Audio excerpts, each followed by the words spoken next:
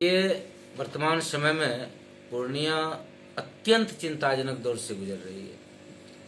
पूर्णिया का खैरख्वाह कौन है, पूर्णिया के अपराध नियंत्रण की जिम्मेदारी किस पर है, पूर्णिया में न्याय व्यवस्था लागू करवाने की जिम्मेदारी किस पर है, ये स्पष्ट ही नहीं हो पा रहा है।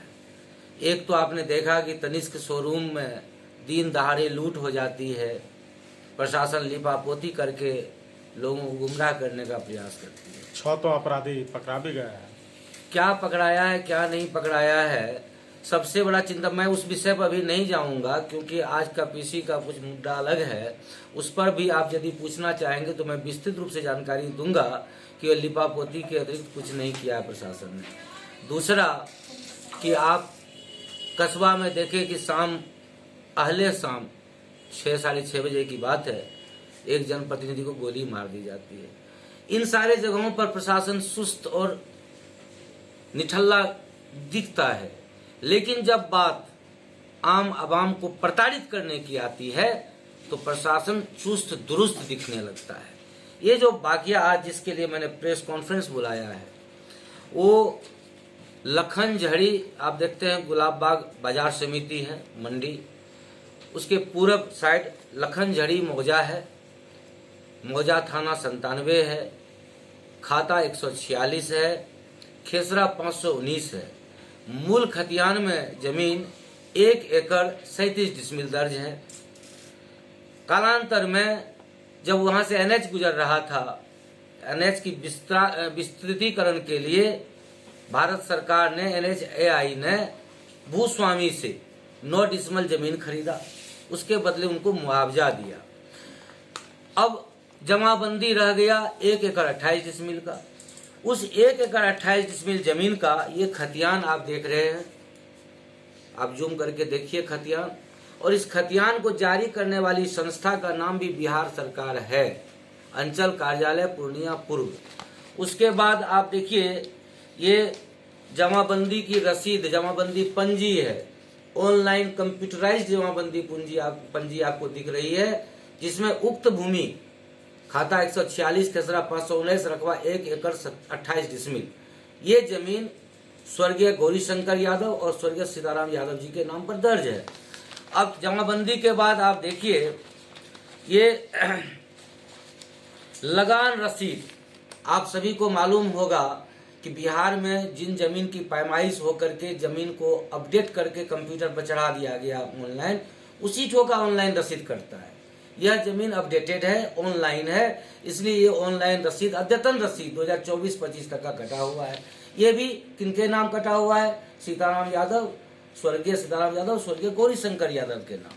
अब आगे बढ़िए आप, ये देखिए भूस्वामित्व प्रमाण पत्र है, भूस्वामित्व प्रमाण पत्र, ये अंचल कार्यालय पूर्णिया पूर्व के द्वारा निर्गत है, जो बिहार सरकार की ही इकाई है। भूस्वामित्व प्रमाण पत्र, इसमें भी मोटे मोटे अक्षरों में आप देख रहे हैं स्वर्गीय गौरीशंकर यादव, स्वर्गीय सीताराम यादव का नाम दर्ज है। अब आगे बढ़िए आप,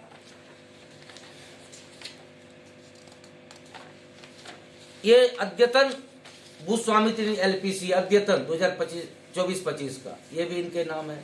मैंने आपको बताया कि जो ये देखिए खतियान जो दर्ज है इनके नाम है।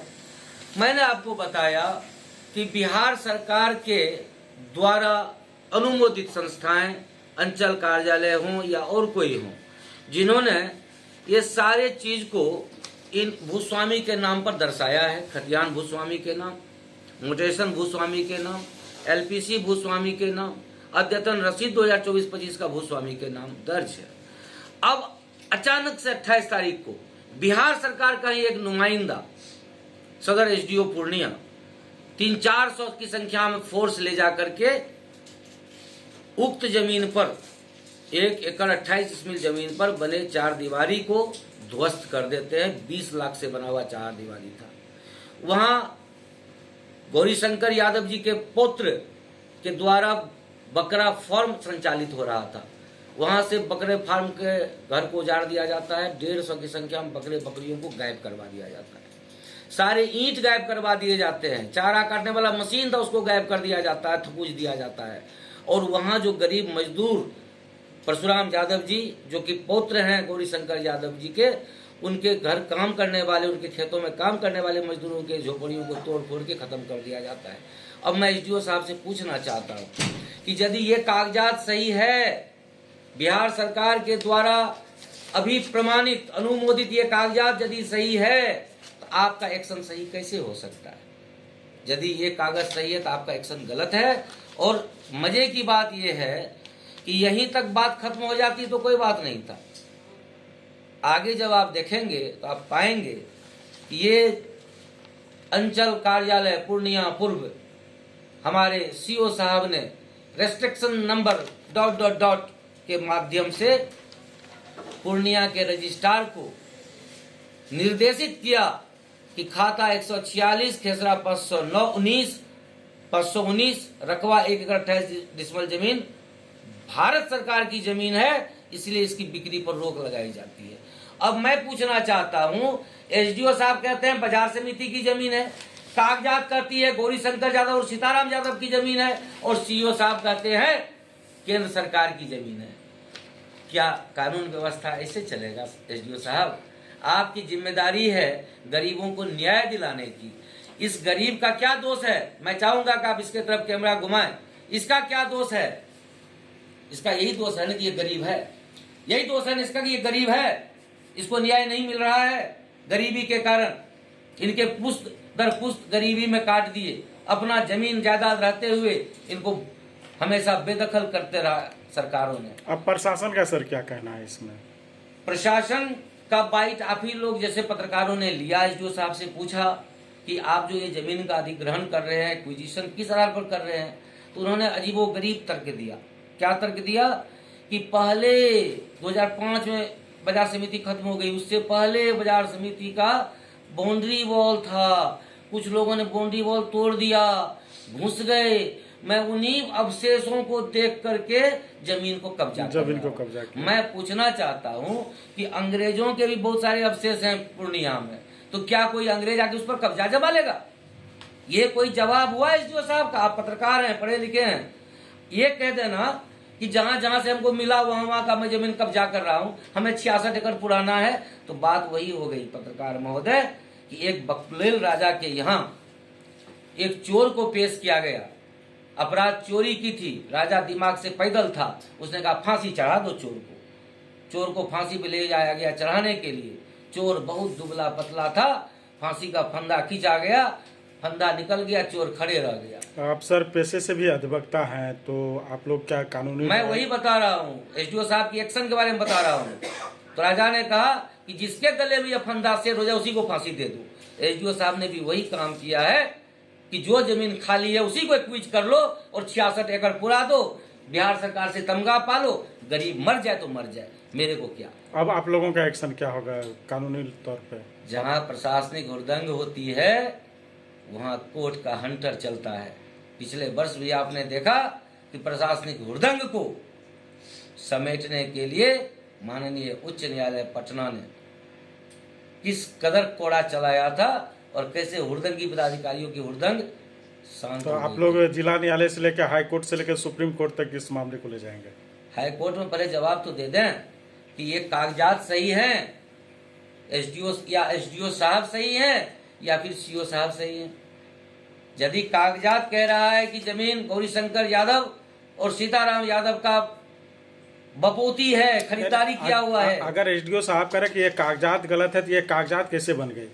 मैं तो कह रहा हूँ ना कि ये खतियान क्या सुदर्शन यादव या उनका पुत्र परशुराम यादव ने घर में बनाया है? कहने का बात कह देना एसडीओ साहब। ऑनलाइन रसीद, क्या एसडीओ साहब दिमाग से इतने पैदल हैं कि ऑनलाइन रसीद जो है, ये ऑनलाइन रसीद बिहार सरकार के वेबसाइट पर है, परशुराम यादव निकाल सकता है या सुदर्शन यादव निकाल सकता है इसको? दिमाग से इतने पैदल है वो? या authentication given by the Bihar government. आप खुद समझ सकते हैं ये खतियान जाली बनाया जा सकता है। क्या ऑनलाइन भी जाली बना लिया है इन्होंने? जाली साबित करें, अन्यथा 2 करोड़ का हर्जाना तो उन्हें देना होगा और जल्द ही मुलाकात होगी हाईकोर्ट में। मानहानि का भी केस करेंगे आप? मानहानि नहीं, संपत्ति क्षति और क्रिमिनल इंटिमिडेशन का। आपको सरकार ने अधिकार किस लिए दिया है एसडीओ साहब? लोगों को प्रताड़ित करने के लिए या न्याय दिलाने के लिए? आप यदि पदाधिकारी हैं तो आप हेकड़ी दिखाते हुए 300 फोर्स ले जा करके इनको कहते हैं कि निकल जाओ यहाँ से, तुमको जेल भेज देंगे। इंटिमिडेशन करते हैं, दिस इज क्रिमिनल इंटिमिडेशन। आप डराते हैं, आप अपने पद का दुरुपयोग करते हैं, तो आपके ऊपर न्यायालय है। मैं आपसे न्यायालय में सवाल करूंगा कि आपने इसको डराया क्यों? आपने प्रोसीजर का पालन क्यों नहीं किया?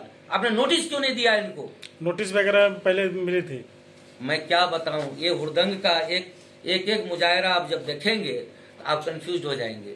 एक तो एसडीओ साहब ने खुद कहा कि 2005 में बाजार समिति भंग हो गई, तो जब भंग हो गई तो vested land should be return to the parties who had given the land for बाजार समिति। यदि बाजार समिति रद्द हो गई तो वो जमीन जिसने दिया था उसको वापस हो जाना चाहिए था, वो तो हुआ नहीं। अब बाजार समिति 2005 में रद्द हुई, 2024 में एसडीओ साहब को सपना आता है कि ये जो जमीन है सीताराम यादव और गौरीशंकर यादव का, ये बाजार समिति का जमीन है। तो बाजार समिति के लिए इन्होंने, हमारे क्लाइंट ने कहा कि बाजार समिति में किन किन खाता, किन किन खेसरा का कितना रकबा जमीन एक्विजिशन के तहत लिया गया है, इसका मैप किया है। एसडीओ साहब ने कोई जवाब नहीं दिया। हमारे क्लाइंट को प्रथम अपील में जाना पड़ा, उसमें भी जब जवाब नहीं मिला तो देख लीजिए ये चिट्ठी, गौर से मैं चाहूंगा इसको जूम करके आप लोग जरूर देख लीजिए।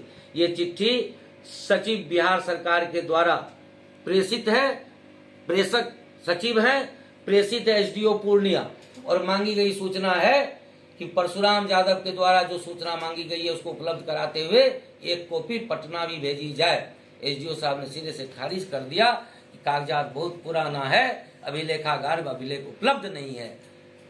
300 साल पुराना आरटीआई के तहत भी इनको जवाब नहीं, कोई जवाब नहीं दिया जा रहा है। और इस चीज का एक ही, इन सारे चीजों पर जब आप विचार करेंगे एक ही जगह पर आप आ जाते हैं कि गरीबों को न्याय देने के लिए जिन व्यक्तियों की नियुक्ति की गई थी, एसडीओ के रूप में, सीईओ के रूप में, बीडीओ के रूप में, थाना प्रभारी के रूप में, डीएसपी के रूप में, एसपी के रूप में, वे न्याय देने के जगह अन्याय पर उतारू हो गए हैं। एसडीओ का जवाब है। तो सर आगे का कार्रवाई आप लोगों का, आप अधिवक्ता, कार्रवाई आरंभ है। मैंडेमस के तहत रीट फाइल हो चुकी है, अभी तो मैंडेमस के तहत किया है। इनको बुला रहा हूँ कोर्ट में, हाई कोर्ट में। इसकी क्या जवाब देते हैं ये, इसके बाद क्रिमिनल रीट फाइल होगी और इनसे 2 करोड़ रुपए का हर्जाना वसूला जाएगा। Aryabhatta institute of technical education. अब आप बताइए, आप आईटी क्यों कर रहे हैं? आईटी सेक्टर में गवर्नमेंटल एवं प्राइवेट प्लेसमेंट बहुत है। अभी आईटी की क्रांति है, सो मुझे तो यही करना था।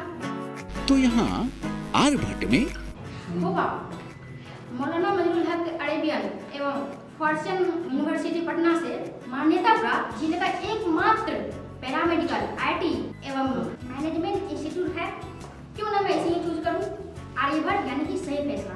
थैंक्स टू आर्यभट्ट इंस्टीट्यूट जिसने मुझे दिया कॉन्फिडेंस एवं आगे बढ़ने का हौसला। पारा मेडिकल कोर्स करें, नौकरी तुरंत पाएं। Contact number 7739023553। Campus office Kaptanpara near Durga मंदिर पूर्णिया।